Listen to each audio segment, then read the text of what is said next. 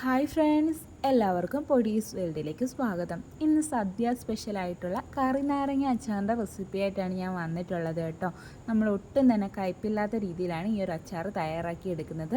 മാത്രമല്ല ഇത് കുറച്ച് നാൾ വരെ കേടുകൂടാതെ സൂക്ഷിക്കാനും കൂടി പറ്റും കേട്ടോ. അപ്പോൾ വീഡിയോ ഇഷ്ടമാവുകയാണെന്നുണ്ടെങ്കിൽ പ്ലീസ് ഒന്ന് ലൈക്കും കൂടി ചെയ്തേക്കണേ. അപ്പോൾ നമുക്കിതെങ്ങനെയാണ് തയ്യാറാക്കുന്നതെന്ന് ഒന്ന് നോക്കിയിട്ട് വരാം. അച്ചാർ തയ്യാറാക്കി എടുക്കുന്നതിനായിട്ട് ഈ ഒരു വലിപ്പത്തിലുള്ള ഒരു നാരങ്ങയാണ് ഞാൻ എടുത്തിട്ടുള്ളത്. നന്നായിട്ട് പഴുത്ത മഞ്ഞ കളറിലുള്ള നാരങ്ങ തന്നെ എടുക്കാൻ വേണ്ടിയിട്ട് നോക്കണേ. പച്ച കളറൊക്കെ ആകുമ്പോൾ അത്ര നന്നാവില്ല, ചെറിയൊരു കയ്പൊക്കെ വരാൻ ചാൻസ് ഉണ്ട്. അപ്പോൾ ഈ ഒരു കളറിലുള്ളത് പഴുത്തത് തന്നെ എടുക്കാൻ വേണ്ടിയിട്ട് നോക്കുക. ഇനി നമുക്കിതൊന്ന് വാട്ടിയെടുക്കാം. അതിനായിട്ടൊരു കടായിൽ കുറച്ചധികം വെള്ളം ഞാനൊന്ന് തിളപ്പിക്കാൻ വേണ്ടിയിട്ട് വെച്ചിട്ടുണ്ടായിരുന്നു. അപ്പോൾ നന്നായിട്ട് തിളച്ച് വരുമ്പോഴേക്കും നമ്മൾ എടുത്ത് വെച്ചിട്ടുള്ള ആ ഒരു നാരങ്ങ ഇതിലേക്ക് ഇറക്കി വെച്ച് കൊടുക്കാം. എന്നിട്ടൊരു 3 മിനിറ്റോളം നമുക്കിതൊന്ന് വാട്ടിയെടുക്കാം കേട്ടോ. ഇത് തിരിച്ചും മറിച്ചുമൊക്കെ ഇട്ട് കൊടുത്തിട്ട് വേണം ഒന്ന് വാട്ടിയിട്ട് എടുക്കാൻ വേണ്ടിയിട്ട്. ഇത് വേണമെന്നുണ്ടെങ്കിൽ നമുക്ക് ഇഡലി പാത്രത്തിൽ വെച്ചിട്ടൊന്ന് ആവി കയറ്റിയിട്ടും എടുക്കാം കേട്ടോ. ഒരുപാട് നേരം ആവി കയറ്റരുത്, ഇതങ്ങ് പൊട്ടിപ്പോകും. ഇതൊരു 3 മിനിറ്റോളം തിളച്ച് വന്നിട്ടുണ്ട്. ഈ സമയത്ത് നമുക്ക് ഫ്ലെയിം ഓഫ് ചെയ്തിട്ട് പിന്നീട് ഒരു 2 മിനിറ്റും കൂടി നമുക്ക് ഈ ഒരു വെള്ളത്തിൽ തന്നെ ഇട്ട് കൊടുക്കാം. ഇതിൻ്റെ തൊലിയൊക്കെ ഒന്ന് സോഫ്റ്റായിട്ട് വരാൻ വേണ്ടിയിട്ടാണ് നമ്മളിങ്ങനെ ചെയ്യുന്നത്. അപ്പോൾ തിരിച്ചും മറിച്ചുമൊക്കെ ഇട്ട് കൊടുക്കുക. അപ്പോൾ അതാ നമ്മുടെ നാരങ്ങ ഇവിടെ റെഡി ആയിട്ടുണ്ട്. ഇനി നമുക്കിതൊന്ന് എടുത്ത് മാറ്റി വെക്കാം. ഇതിൻ്റെ ചൂട് നല്ല രീതിയിൽ മാറുന്നിടം വരെ ഒന്ന് മാറ്റി വെക്കാം കേട്ടോ. നാരങ്ങയുടെ ചൂടൊക്കെ ഒന്ന് മാറി വന്നപ്പോഴേക്കും ഞാൻ നന്നായിട്ടൊന്ന് തുടച്ചെടുത്തിട്ടുണ്ട് കേട്ടോ. ഒട്ടും തന്നെ വെള്ളമയം ഇല്ല ഇപ്പോൾ ഇതിനകത്ത്. എന്നിട്ട് അതിൻ്റെ സൈഡ് രണ്ടും ഞാനൊന്ന് കട്ട് ചെയ്തെടുത്തിട്ടും കൂടിയുണ്ട്. ഇനി നമുക്കിത് രണ്ടായിട്ടങ്ങ് കട്ട് ചെയ്തിട്ട് എടുക്കാം കേട്ടോ. അതിനുശേഷം ഇത് വീണ്ടും രണ്ടായിട്ടൊന്ന് കട്ട് ചെയ്ത് എടുക്കുക. എന്നിട്ട് ആ ഒരു വൈറ്റ് പോർഷൻ ഉണ്ടല്ലോ അതങ്ങ് കട്ട് ചെയ്ത് മാറ്റുക. എന്നിട്ട് അതിനുള്ളിൽ ആ ഒരു സീഡ് ഉണ്ടല്ലോ അതെല്ലാം എടുത്ത് മാറ്റുക കേട്ടോ. അത് കിടന്നു കഴിഞ്ഞ് കഴിഞ്ഞാൽ നമ്മുടെ അച്ചാറിന് കയ്പ്പ് വരാൻ ചാൻസ് ഉണ്ട്. അപ്പോൾ അതും എടുത്ത് മാറ്റുക. എന്നിട്ട് ഈ ഒരു പീസ് വീണ്ടും 3ആയിട്ട് നമുക്കൊന്ന് കട്ട് ചെയ്തിട്ട് എടുക്കാം. അപ്പോൾ അത് കട്ട് ചെയ്തെടുത്തിട്ടുണ്ട്. അപ്പോൾ ബാക്കി എല്ലാതും ഞാൻ ഇതേ കണക്കാനൊന്ന് കട്ട് ചെയ്തിട്ട് എടുക്കട്ടെ. അതിനുശേഷം ഈ ഓരോ പീസും വീണ്ടും ചെറിയ ചെറിയ പീസാക്കി നമുക്ക് കട്ട് ചെയ്തിട്ട് എടുക്കാം കേട്ടോ. ഞാനിവിടെ കൈ വെച്ചിട്ടാണ് കട്ട് ചെയ്തെടുക്കുന്നത്, എനിക്കതാണ് കംഫർട്ട്, അതുകൊണ്ടാണ് കേട്ടോ. അപ്പോൾ അതെല്ലാതും ഞാൻ കട്ട് ചെയ്തെടുത്തിട്ടുണ്ട്. ചെറിയ പീസായിട്ടാണ് കട്ട് ചെയ്തെടുത്തിട്ടുള്ളത്.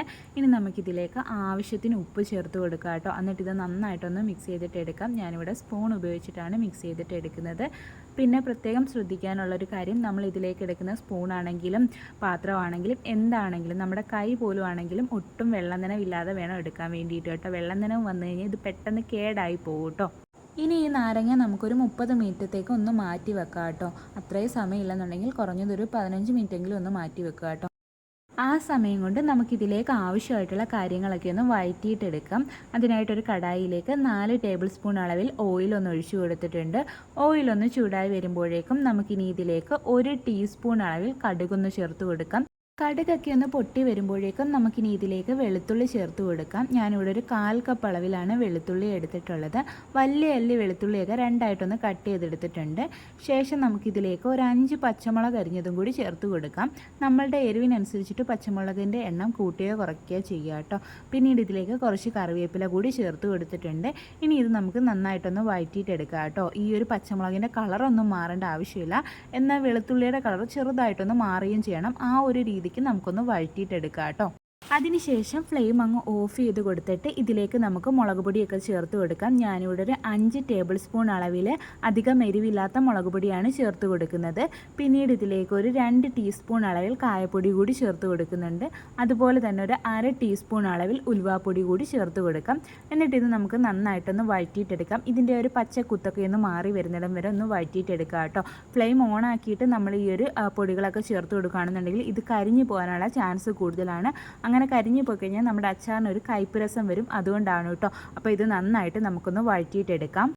ശേഷം നമുക്ക് ഇതിലേക്ക് ആവശ്യമായിട്ടുള്ള ഉപ്പ് കൂടി ചേർത്ത് കൊടുക്കാം. നേരത്തെ നമ്മൾ നാരങ്ങയ്ക്ക് ആവശ്യമായിട്ടുള്ള ഉപ്പാണ് ചേർത്ത് കൊടുത്തിട്ടുണ്ടായിരുന്നത്. എന്നിട്ട് ഇത് നന്നായിട്ടൊന്ന് മിക്സ് ചെയ്തിട്ട് എടുക്കാം. ശേഷം നമുക്കിതിലേക്ക് ഒരു 1/2 ടീസ്പൂൺ അളവിൽ പഞ്ചസാര കൂടി ചേർത്ത് കൊടുക്കാം. നിർബന്ധമില്ല, താല്പര്യം ഉണ്ടെങ്കിൽ മാത്രം ചേർത്ത് കൊടുത്താൽ മതിയാവും കേട്ടോ. നാരങ്ങ ചേർക്കുമ്പോൾ ഒരു പ്രത്യേക ടേസ്റ്റാണ് കേട്ടോ. അത് നമുക്ക് നന്നായിട്ടൊന്നുകൂടി ഒന്ന് മിക്സ് ചെയ്തിട്ട് എടുക്കാം. അപ്പോൾ അതാ ഇത്രയേ ഉള്ളൂ. ഇനി നമുക്കിതൊന്ന് ചൂട് മാറാൻ വേണ്ടിയിട്ട് വെക്കാം കേട്ടോ. നന്നായിട്ട് ചൂട് മാറണം, ആ ഒരു കടായിയുടെ ചൂട് വരെ മാറണം. അതുവരെ ഒന്ന് മാറ്റി വെക്കാം. അപ്പോൾ ഇതിൻ്റെ ചൂടൊക്കെ ഒന്ന് മാറി തണുത്ത് വന്നിട്ടുണ്ട്. ഈ സമയത്ത് നമ്മൾ നേരത്തെ റെഡിയാക്കി വെച്ചിട്ടുണ്ടായിരുന്ന ആ ഒരു നാരങ്ങ ഇതിലേക്ക് ചേർത്ത് കൊടുക്കാം. ആ നാരങ്ങയ്ക്കകത്തൊക്കെ കുറച്ച് വെള്ളമൊക്കെ ഇറങ്ങിയിട്ടുണ്ട് കേട്ടോ. അത് നമുക്ക് ആ ഒരു വെള്ളം ഉൾപ്പെടെ നമുക്ക് ഇതിലേക്ക് അങ്ങ് ഒഴിച്ചു കൊടുക്കാം. എന്നിട്ട് ഇത് നന്നായിട്ട് അങ്ങ് മിക്സ് ചെയ്തിട്ട് എടുക്കാം കേട്ടോ. നല്ലതുപോലെ മിക്സ് ചെയ്തിട്ട് എടുക്കണം. അപ്പോൾ ദാ നമ്മുടെ കറിനാരങ്ങ അച്ചാർ ഇവിടെ റെഡി ആയിട്ടുണ്ട്. നല്ല ടേസ്റ്റി ആയിട്ടുള്ള ഒരു അച്ചാറാണ് കേട്ടോ. അതുപോലെ തന്നെ ഒട്ടും കയ്പില്ലാത്തൊരു അച്ചാർ കൂടിയാണ് കേട്ടോ. ഇത് നമുക്ക് വെള്ളം നനവില്ലാത്ത എയർ ടൈറ്റ് ആയിട്ടുള്ള ഒരു ഗ്ലാസ് ബോട്ടിലിട്ട് സൂക്ഷിക്കാവുന്നതാണ് കേട്ടോ. ഇത് കുറേ നാൾ കേടുകൂടാതെ ഇരിക്കും. നമ്മൾ ഉപയോഗിക്കുന്ന സ്പൂണൊക്കെ വെള്ളം നനവില്ലാത്തത് ഉപയോഗിക്കാൻ വേണ്ടിയിട്ടും കൂടി ശ്രദ്ധിക്കണേ. അപ്പോൾ എല്ലാവരും ഈ ഓണത്തിന് ഈ ഒരു അച്ചാറൊന്ന് തയ്യാറാക്കി നോക്കണേ. വീഡിയോ ഇഷ്ടമായിട്ടുണ്ടെങ്കിൽ ഒന്ന് ലൈക്ക് ചെയ്യണേ. നമ്മുടെ ചാനലിൽ ഓണം റിലേറ്റഡ് ആയിട്ടുള്ള കുറേ വീഡിയോസ് ഇട്ടിട്ടുണ്ട്. എല്ലാവരും ഒന്ന് കയറി കണ്ടു നോക്കണേ.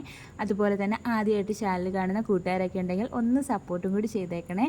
വീണ്ടും നല്ലൊരു വീഡിയോ ആയിട്ട് വരാം. Thanks for watching.